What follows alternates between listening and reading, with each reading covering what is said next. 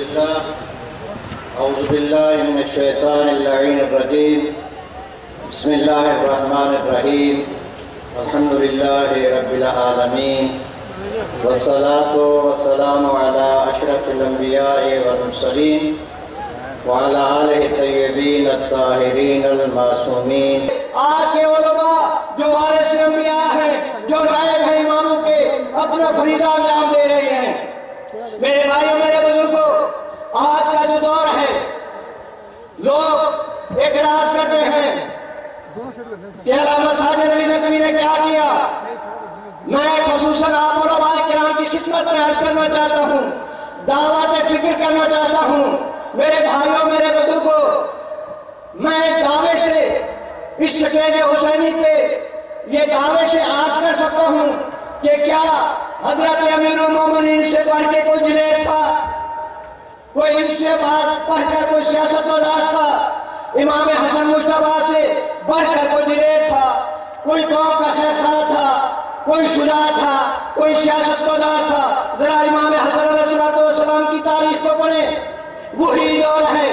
آج سید بزرگوار بھی، فرزند زہرا بھی آج اسی دور سے گزر رہا ہے۔ آج کے اس جبروتی دور میں جس انداز میں ملت تشیع پہ، ملت پاکستان کے ظلم و ستم کیا، استقامت کے ساتھ، بردباری کے ساتھ، صبر کے ساتھ پوری دنیا میں، پورے پاکستان میں رابطے میں رہے اور قوم کو تسلی دیتے رہے۔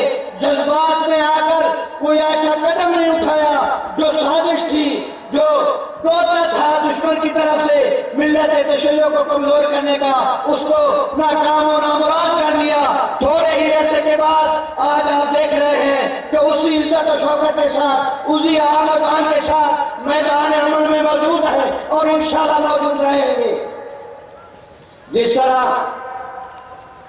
امام حسن مجتبیٰ کو ساتھیوں کی ضرورت تھی، آپ علماء کرام ہیں، میں جسارت کر رہا ہوں، صرف تذکر ہے، صرف تذکرہ ہے، کیا تاریخ میں موجود نہیں ہے کہ 2 گز کے فاصلے پر جمعہ کے خطبوں میں مولا متقیان پہ سب و شتم ہوتا تھا، گالی گلوچ ہوتی تھی، خود اپنے کانوں سے مولا حسن سنتے تھے اور جذباتی نوجوان، جذباتی لوگ جذبات میں آ کر در امامت میں آتے تھے اور جذبات کا اظہار کرتے تھے۔ لیکن امام وہ ہوتا ہے جو مستقبل کی سوچے، جو دشمنوں کی سازش کو سوچے۔ آج کا بھی وہی دور تھا۔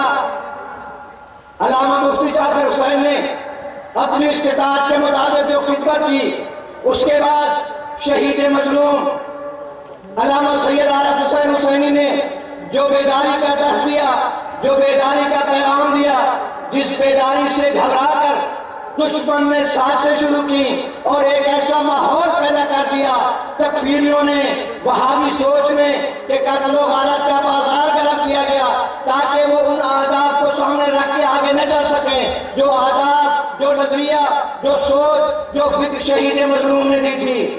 لیکن شہید مظلوم کے حقیقی جانشین قائد ملت جعفریہ نے نہایت ہی تدبر کے ساتھ، نہایت ہی فکر کے ساتھ قوم کی قیادت کی اور اس نفسہ نفسی کے دور میں، دہشت گردی کے دور میں، ظلم و ستم کے دور میں ہزاروں سینکڑوں لاشوں کے درمیان کھڑے ہو کر پھر بھی دشمن کی اس سازش کو ناکام کیا، لاشوں کے درمیان میں کھڑ کے درس اتحاد دیا، وحدت کا پیغام دیا، صبر و استقامت کا احترام دیا۔ آج الحمدللہ یہی اسی رات پہ صبر و استقامت کا نتیجہ ہے کہ وہ خبیث فکر، وہ منحوس فکر خود اپنی موت بھر چکی ہے اور مولا شجاعت کی اس دعا پہ عمل کرتے ہوئے سید ساجد نے یہ دعا کی پروردگار سے، اللہم اشغل الظالمین بالظالمین، اے پروردگار ظالموں کو ظالموں سے ٹکرا دے۔ آج ظالم ظالم سے ٹکرا رہے ہیں، آج پھر موقع ملا ہے بیداری کا، اپنے آپ کو مستحکم کرنے کا۔ جب تک ہم خود مستحکم نہیں ہوں گے، جب ہم خود استحکام کی راہ پر گامزن نہیں ہوں گے، ہم پاکستان کو مستحکم نہیں کر سکتے۔ جتنا ہم مضبوط ہوں گے، جتنا ہم طاقتور ہوں گے، جتنا ہم مستحکم ہوں گے، انشاءاللہ پاکستان بنایا بھی تھا اور پاکستان کو مستحکم بھی ہم نے کرنا ہے۔ لہذا ضرورت ہے آج کے اس کنونشن سے پیغام لینے کی، درس لینے کی کہ ہم قیادت کے ہاتھوں کو مضبوط کریں، اور یہ مرد مجاہد فرزند زہرا جب جیل کی سلاخوں میں موجود تھے، اپنے دوستوں اور ساتھیوں کے ساتھ پرچیوں کے ذریعے، خط و کتابت کے ذریعے سلسلہ اور رابطہ ان کا جاری تھا، تو یہ جب دوست شکایت کرتے تھے کہ اے قائد محترم آج آپ جیلوں کی سلاخوں میں موجود ہیں، لیکن قوم وفا نہیں کر رہی تھی، اس مرد مجاہد نے وہاں سے یہ پیغام دیا تھا کہ مجھے اپنی قوم پہ ناز ہے، مجھے اپنی قوم پہ فخر ہے کہ وہ انشاءاللہ وفادار ہے اور وفاداری کا اظہار کرے گی۔ کچھ ہی دنوں کے بعد آپ نے اتحاد کا ثبوت دیا، آپ نے استقامت کا ثبوت دیا، اور سید مظلوم جیل کی سلاخوں سے باہر ہے اور آج آپ کی خدمت میں پیش ہے۔ انشاءاللہ وہ دن دور نہیں۔ میں آخر میں ایک نکتہ آپ کی خدمت میں عرض کرتا چلوں۔ ابھی سوال ہو رہا تھا کہ آپ نے سیاسی میدان میں کیا کرا۔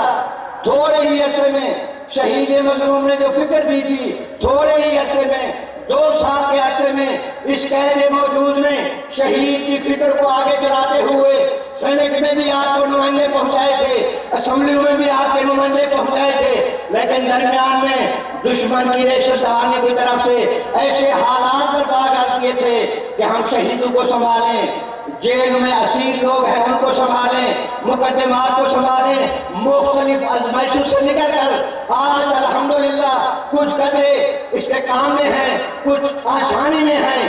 آج وقت کا تقاضا یہ ہے کہ جس طرح آپ نے ہمارے بھائیوں کی آواز پہ لبیک کہتے ہوئے یہاں تشریف لائے ہیں، انشاءاللہ آپ سیاسی میدان میں بھی قید کے بازو بنیں گے، قید کی آواز کو عوام تک پہنچائیں گے، کیونکہ آپ نمائندے ہیں عوام کے، آپ رہبر ہیں عوام کے۔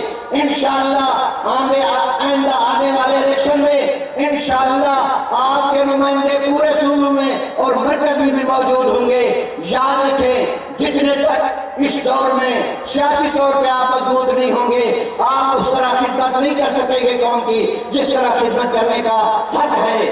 دعا ہے اللہ تعالیٰ ہم سب کو سیاسی شعور، مذہبی شعور، فلاحی کام کا شعور عطا کرے، اور ہم اسی طرح قوم و ملک کی خدمت کرنے کے لیے قید موجود کے بازو بنے، اس کے حامی و مدد